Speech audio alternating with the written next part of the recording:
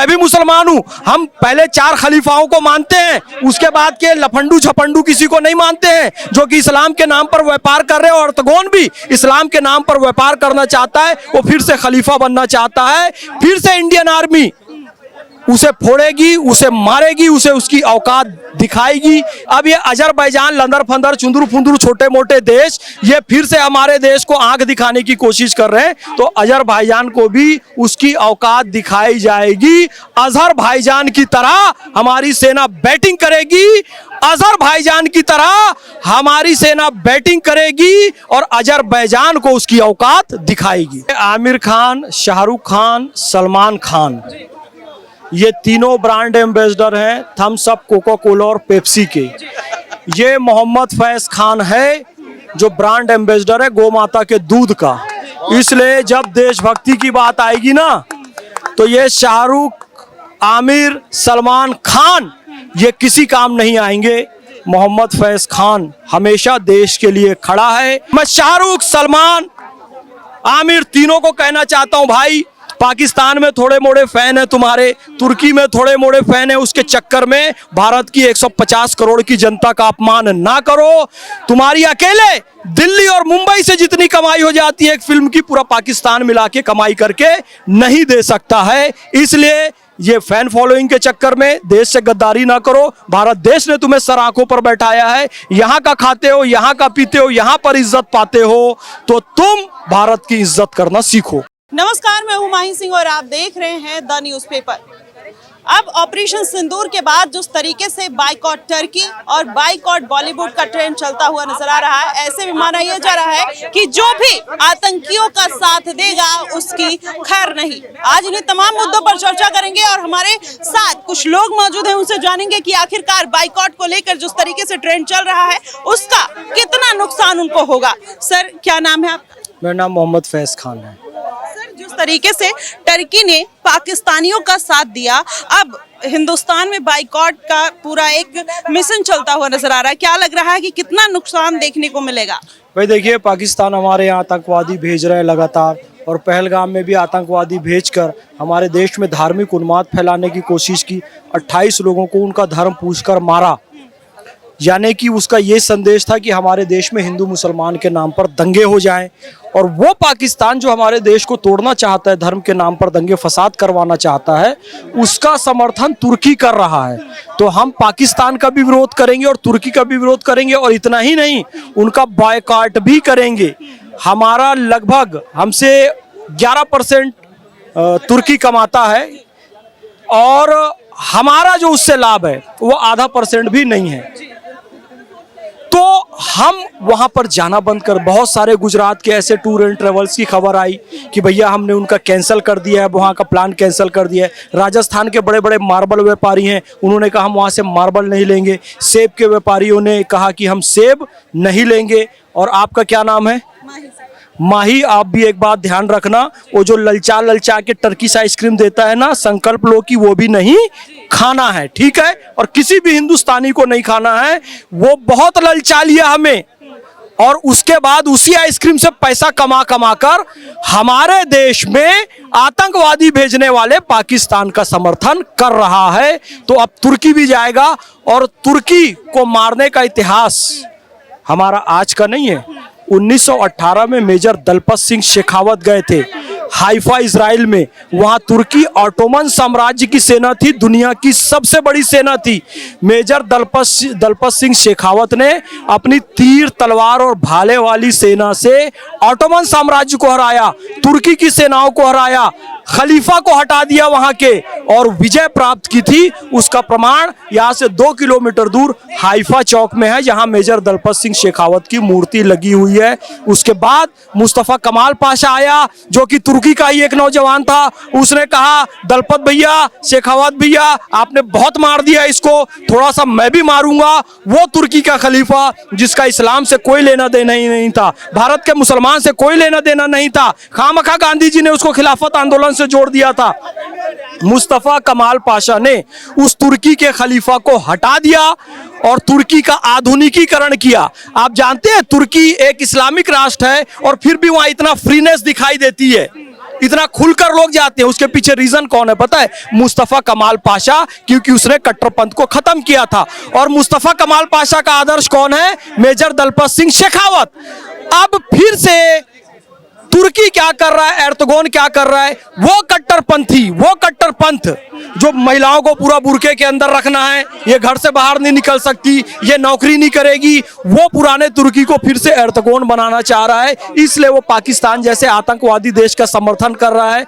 इसलिए समर्थन नहीं कर रहा है कि उसकी कोई कूटनीति है, सिर्फ उसने ये कहा है कि पाकिस्तान एक इस्लामिक राष्ट्र है और मैं इस्लामिक राष्ट्र हूं, इसलिए मैं पाकिस्तान का समर्थन कर रहा हूं। उसको खलीफा बनने का फिर से शौक चढ़ा है, लेकिन खलीफा की हमने वहां के जिसका इस्लाम से कोई लेना देना नहीं था, बार बार कह रहा हूं क्योंकि मैं भी मुसलमान हूं। हम पहले 4 खलीफाओं को मानते हैं, उसके बाद के लफंडू झपंडू किसी को नहीं मानते हैं जो कि इस्लाम के नाम पर व्यापार कर रहे हैं। और एर्दोगन भी इस्लाम के नाम पर व्यापार करना चाहता है, वो फिर से खलीफा बनना चाहता है। फिर से इंडियन आर्मी उसे फोड़ेगी, उसे मारेगी, उसे उसकी औकात दिखाएगी, याद रखना। और ऐसे ही नहीं है, हम अपने ब्रह्मोस से ही नहीं मारेंगे, हम अपनी मिसाइलों से नहीं मारेंगे, हम अपने S-400 से ही नहीं मारेंगे, हम अपने विचारों से भी मारेंगे। क्यों पता है? क्योंकि हमारे यहाँ है सप्त सैंधव का कॉन्सेप्ट, 7 नदियां, 7 सिस्टर का कॉन्सेप्ट, 7 स्टेप, 7 फेरों का कॉन्सेप्ट है हमारे यहाँ, 7 वचन का कॉन्सेप्ट है हमारे यहाँ, 7 आसमान का कॉन्सेप्ट है हमारे यहाँ, 7 जन्म का कॉन्सेप्ट है हमारे यहाँ, और 7 ऐसे वीर योद्धा, मृत्युंजय, अमर, अविनाशी जो कभी नहीं मर सकते। कौन है पता है? हनुमान है, बाली है, हनुमान है, बाली हैं, विभीषण हैं, व्यास हैं, कृपाचार्य हैं, अश्वत्थामा है और परशुराम है। तो 7 का कितना महत्व है समझो। तो मोदी जी ने फिर 7 का चयन किया कि हम यहां से तोप से मारेंगे, मिसाइल से मारेंगे। और शशि थरूर जाओ, तुम विचारों से उनको मारो। रविशंकर जाओ, तुम ऐसे तर्क दो कि पाकिस्तान आतंकवादी है, ये पूरी दुनिया देख ले। तो कनिमोझी का भी चयन किया, सुप्रिया सुले का भी चयन किया, संजय कुमार झा का भी चयन किया, एकनाथ शिंदे का भी चयन किया और पांडा जी का भी चयन किया। वो 7 जो हमारे अविनाशी हैं, मृत्युंजय हैं, जिनकी कभी मृत्यु नहीं, उनका उदाहरण लेकर 7 चिरंजीवी की तरह इन 7 को चुना है। तो हम याद रखना, तुम्हें अपनी बंदूकों से भी मारेंगे, मिसाइल से भी मारेंगे और वैचारिक रूप से भी तुम्हें विश्व के सामने नग्न कर देंगे। जी बिल्कुल, यहाँ पे आपने इतने दमदारी से अपनी बात रखी। सर, यहाँ पर अजरबैजान जिस तरीके से आंखें दिखाता हुआ नजर आया, जिस तरीके से आपने देखा पाकिस्तान को निस्ते नाबूद कर दिया गया, टर्की आग दिखाते हुए नजर आया, इससे कितना नुकसान होगा? क्योंकि जो टूरिज्म है टर्की का और मालदीव जिस तरीके से पिछली बार बैन हुआ, तो उस पर क्या पूरा सिनेरियो बनेगा और किस तरीके से उनको खामियाजा अजरबैजान और बढ़ा देते हैं? तुर्की, अजरबैजान, मालदीव्स, वो आया था यहाँ पे, क्या नाम है उसका, मोइजू आया था यहाँ पे। हाँ, बाद में आ गया, चरणों में गिर गया ना, औकात पता चल गई ना।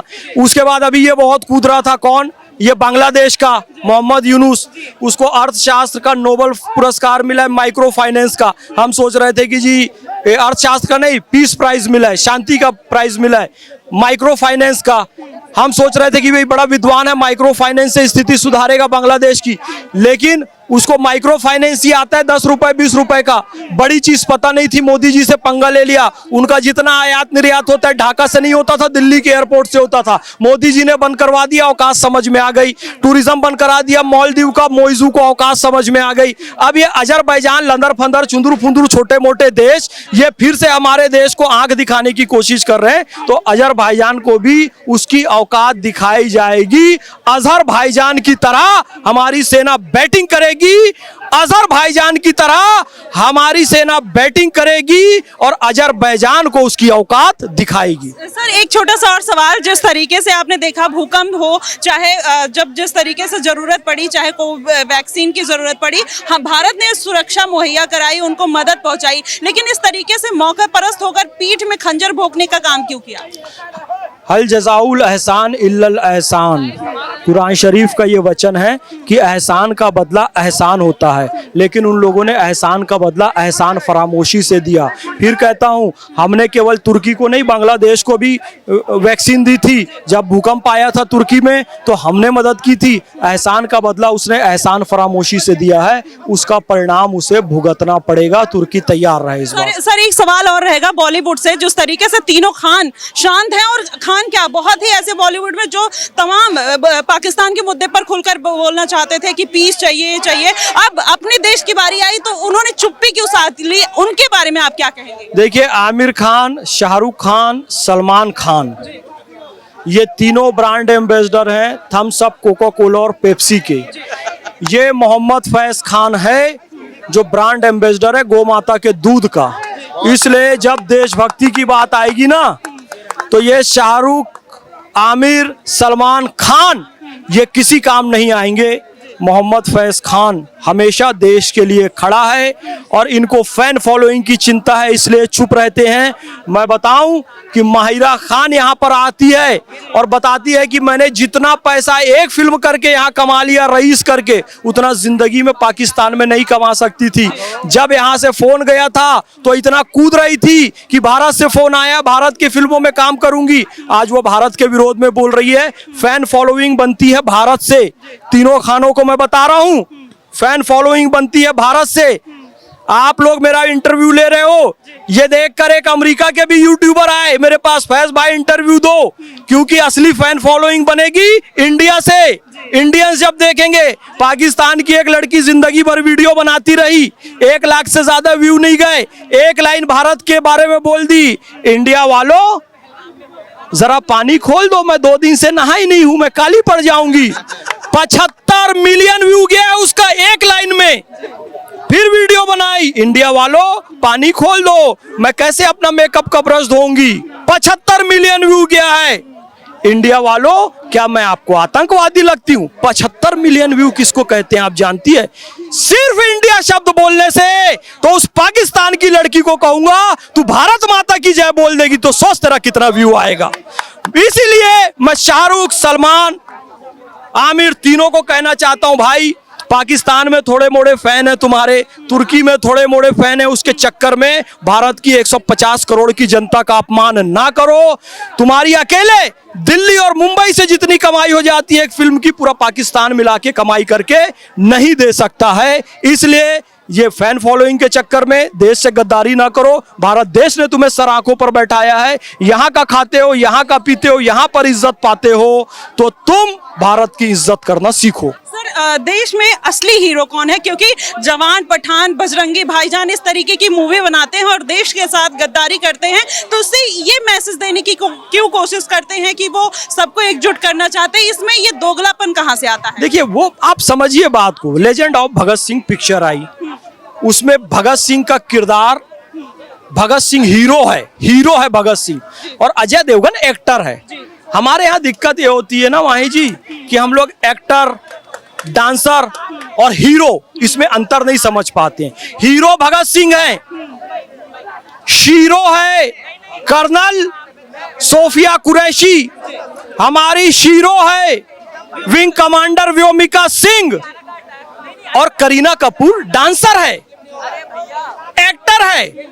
एक्टर, हीरो और शीरो में हमें अंतर समझना चाहिए। आमिर, शाहरुख, सलमान ये सब के सब एक्टर हैं, फिल्मों में ड्रामा करते हैं, डांस करते हैं, रियल हीरो नहीं हैं। रियल हीरो हैं हमारे A.K. भारती साहब, जिन्होंने प्रेस कॉन्फ्रेंस में कह दिया कि विनय न मानत जल्दी जड़, गए 3 दिन बीत और बोले राम सकोब तब, भय बिन हो ही न प्रीत। तो देश की जनता से निवेदन, अपने हीरो को पहचानो, एक्टर्स के पीछे मत भागो। वो शराब का भी विज्ञापन करेगा, गुटखे का भी विज्ञापन करेगा, वो जुआ भी खिलाने का विज्ञापन करेगा, तो इन लोगों से दूर रहो। जी बिल्कुल सर, इनका बाइकआउट कर देना चाहिए क्योंकि अभी लगातार सितारे जमी पर मूवी आ रही है। अगर इनकी मूवी ना देखा जाए तो क्या इनकी फैन फॉलोइंग भारत में ऐसे ही कम होगी? पाकिस्तान की कुछ फॉलोइंग के लिए जिस तरीके से देश से गद्दारी की, अब कहीं ना कहीं उनके ऊपर भारी पड़ेगा। देखो, अभी साउथ में हमारा सिनेमा बचा हुआ है, अब बॉलीवुड की पिक्चर वैसे भी कोई देखता नहीं है कि जिस तरीके से इनकी दोगलापंती सामने आ रही है।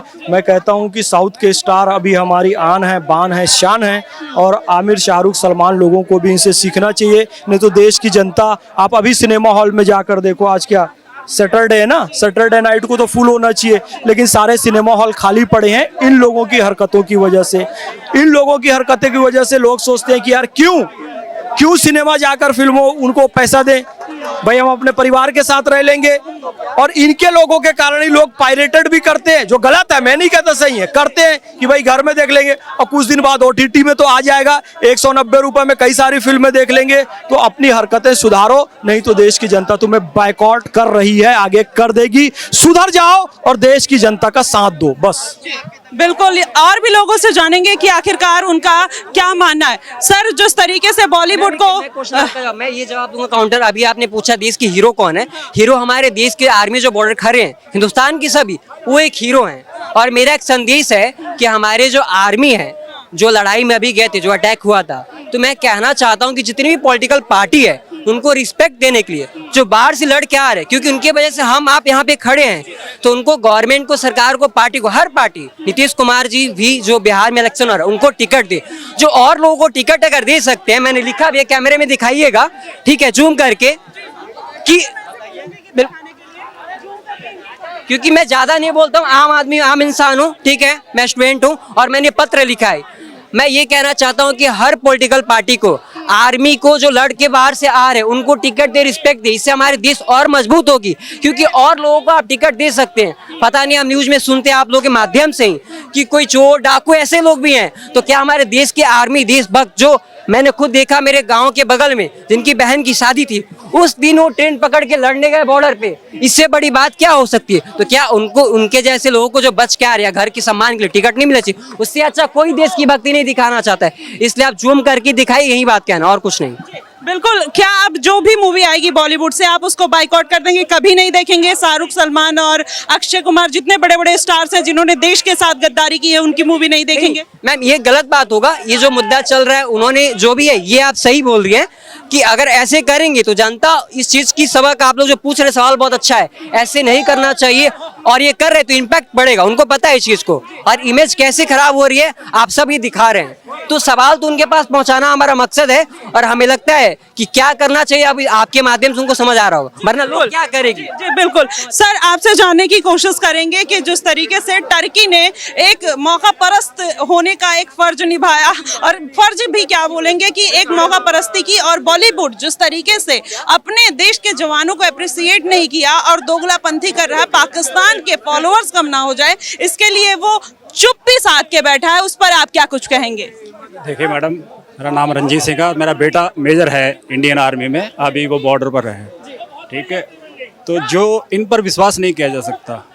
आप देखिए मोहम्मद गजनवी जो है 18 बार हारने के बाद भी 19 बार उसने अटैक किया और बाद में जीत गया। तो इन लोगों का जितना मर्जी है कसम खा लीजिए, खा लेंगे, लेकिन ये आपके सगे कभी नहीं होंगे, क्योंकि सिखों का हमारा इतिहास रहा है, इन्होंने हमेशा सिखों को तंग किया गया है, और फिर भी इतनी कुर्बानियाँ सिख देते हैं, इन पर विश्वास करना बहुत मुश्किल है।